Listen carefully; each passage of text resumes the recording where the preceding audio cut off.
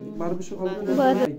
Ошондо өз предметиңерге калп айтпагыла.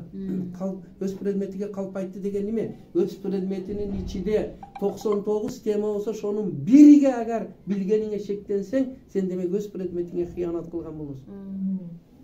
Бул деген сөз өз предметиңерди кайтадан күчтүү окуп чыккыла.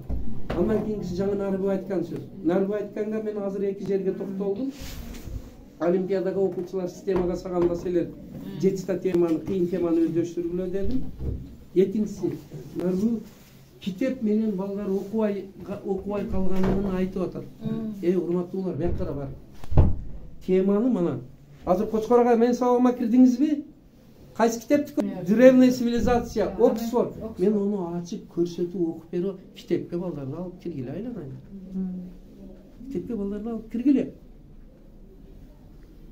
Үчүнчүсү, балдар, внимание, бек карагыла, тез.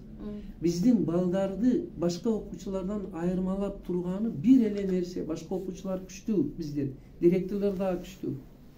Мага окшогон мугалими дагы күчтүү. Бир эле айырмасы биздин балдар АЭМ негизинде билим алып атат. Бирок али ону толук киргизгенибиз жок. Мен силерге айтайын, АЭМдин ичинде 60 тема болсо баарын киргизем дебегиле. 5-өөнү пайдалангыла.